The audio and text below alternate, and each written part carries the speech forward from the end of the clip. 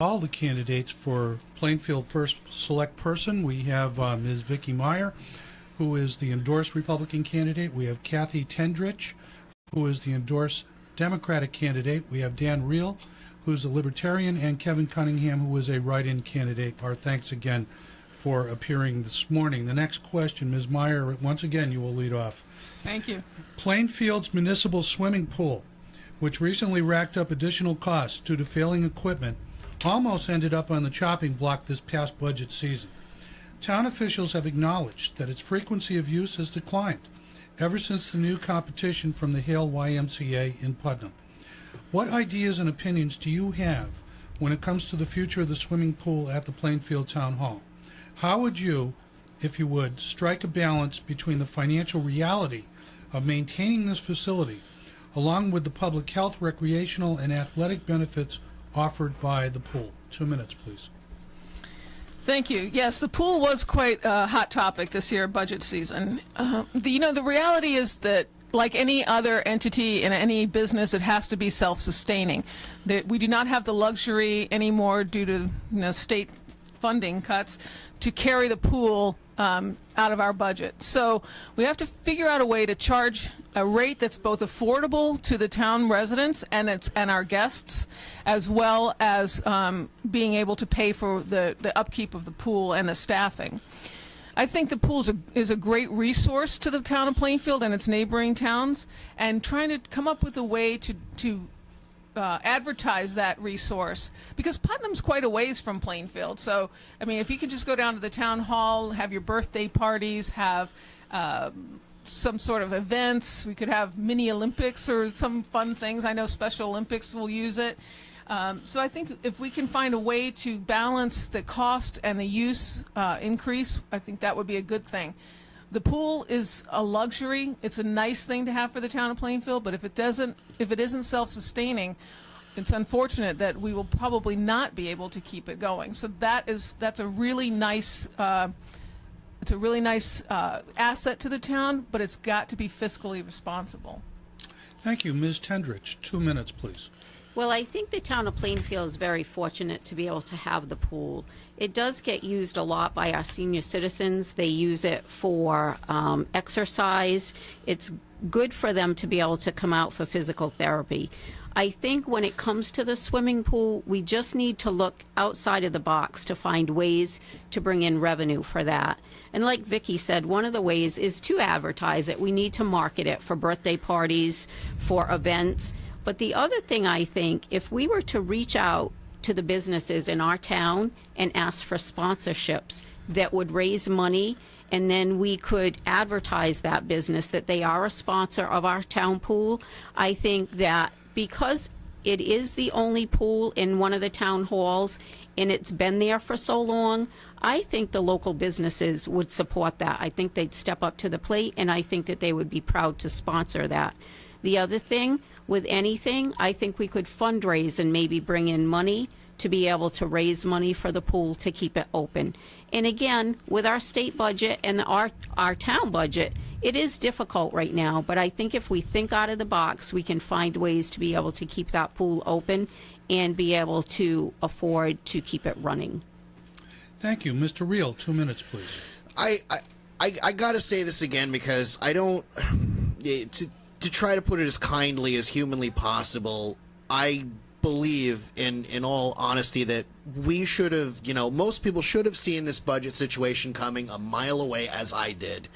And one of the major reasons towns like Plainfield are getting downgraded isn't just we've been delaying the inevitable in Hartford, but we've been delaying the inevitable as a town. This is our fault at the end of the day.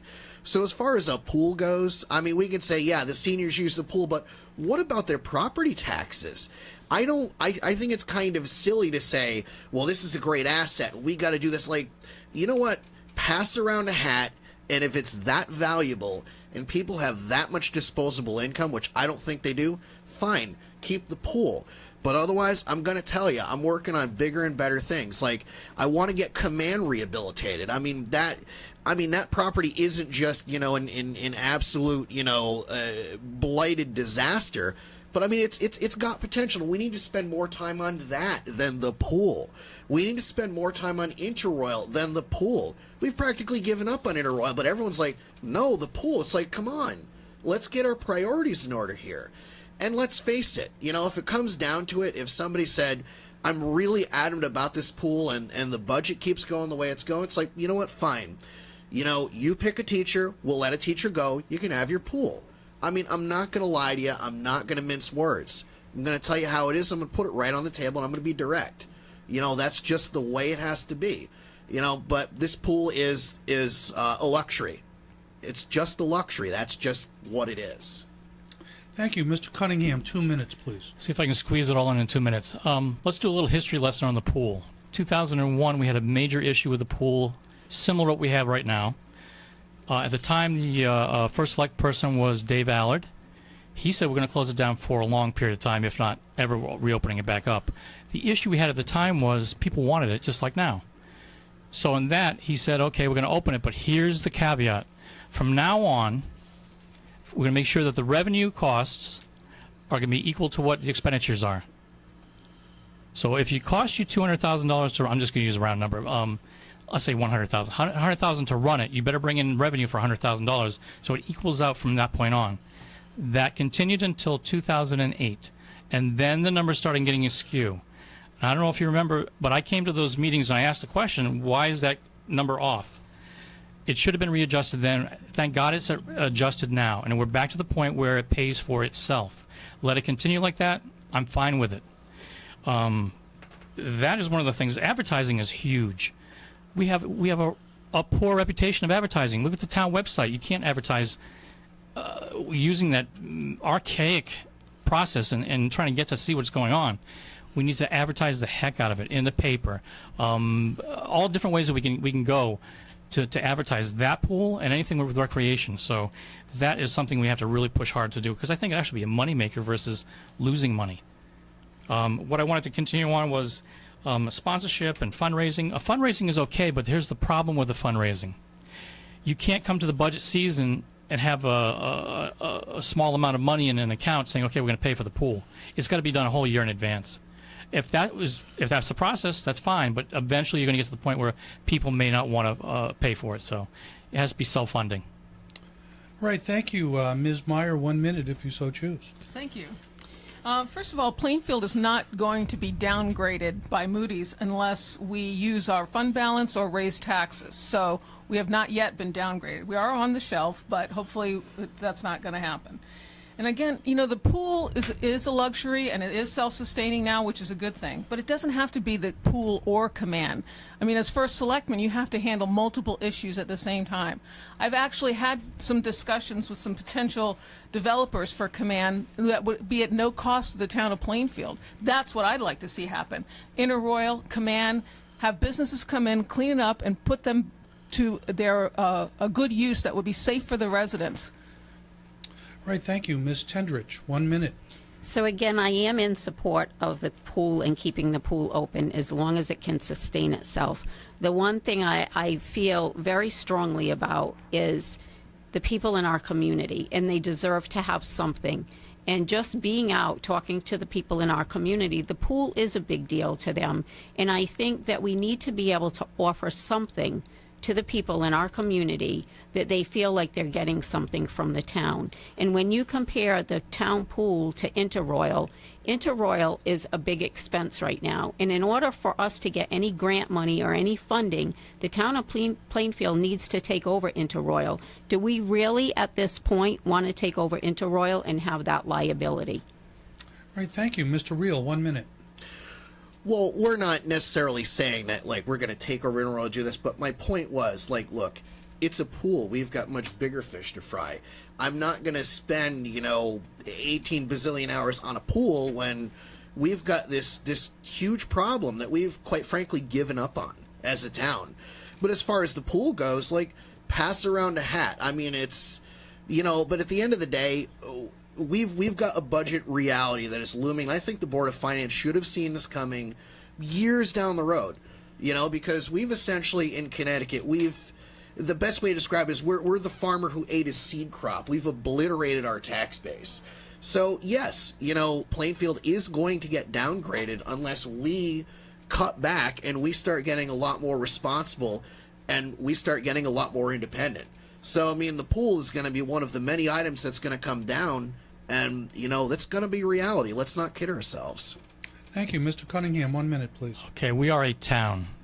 We have different departments in our town. We have many functions in our town. I do not want to get rid of the pool. I think that we have a lot of things going on in our town which make up our town.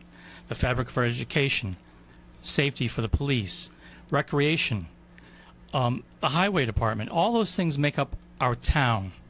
For them to take away the pool and or anything else in recreation just means that there's less for us to do. And that is not a good thing. So that's my opinion. Go from there. Thank you. Next question, and I'm going to have to get a little dicey with the time because we're coming up on the top of the hour. So watch for my cards here. Okay. Here's the question. Town-sponsored child daycare services have repeatedly faced proposed cuts in privatization, as well as implemented fee increases in recent years due to the financial struggles of the town. What do you see as the future for child daycare services in Plainfield? Should cuts in privatization continue to be explored? And can families afford further fee increases if financial struggles continue? Ms. Meyer. Thank you. Well, the daycare was closed in Plainfield. Now that space is still there, and the exterior playground is still there. So one of the things that I would look at is seeing if there's a daycare center elsewhere that'd be interested in leasing that space from the town. It is set up for a daycare, and it would be great for the town to have that as a private business. The town would cost nothing for the taxpayers, and then it would also bring in revenue for the town of Plainfield, which, as you know, we desperately need in this crisis. It would also be an additional service for people in town. They would have yet another option for their child care, which, as we all know, is when we had young children, that it's expensive and it's hard to find quality daycare. Thank you. Ms. Tendrick. Well, Rich. as a daycare owner, I know how important good daycare is. And one of my suggestions before the daycare had closed down was to bring in a private person to run the daycare. I think it's unfortunate that it did have to close because good daycare is very hard to come by. And it was a good daycare. Not only was it a daycare, but it also did preschool. So for me, again, I think it's important to be there, but I think it needs to be sustainable. And one of the things we need to make sure, whether it be rented out or the town decides to bring it back, we need to make sure that the revenue that comes in for that daycare is going to sustain itself. All right, thank you. Mr. Reel. I like Vicky's idea. I support it. We should get somebody in there, who can run it privately. But otherwise, let's face reality. I mean, families can't afford these fees. We are realistically in a situation where we have to get honest about finances. We can't have this situation where a family is a flat tire away from bankruptcy or foreclosure, and at the same time we want them to pay more fees or ante up on more property taxes. We're at the hilt right here. There is nothing more to give. There's no, that's it. We're at the rope. There are no free ponies. I mean, I think, as candidates, we have to be honest about that, put it out there, and yes, think outside the box, but say, listen, this is the starting point.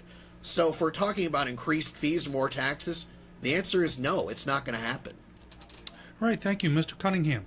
I think everybody's in agreement that we would like to have the daycare, absolutely. And as long as it continues to do what was done with the pool, where your revenues, offset by what's going to be, coming in. So everything equalizes.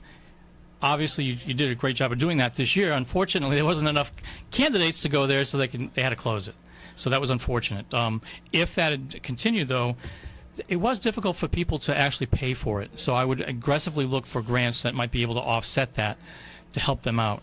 That is something that would be difficult to do, but you still can search and find them. The next thing is, after that, obviously, if you can't fill it with your own town, to look to lease it out, and you're going to generate revenue from that. So the space is there, it needs to be filled, and we should be looking at what we can do now at this point. So whether or not we're going to be able to do that in the future, I guess that's a full year planning of what we can do. So we have time. All right. Thank you. Here's what we're going to do so that the candidates we have to go to a break at the top of the hour, and candidates have adequate time to respond to the question. We're going to take a break, and we will continue the debate after our break for the news. So stay tuned. The Putnam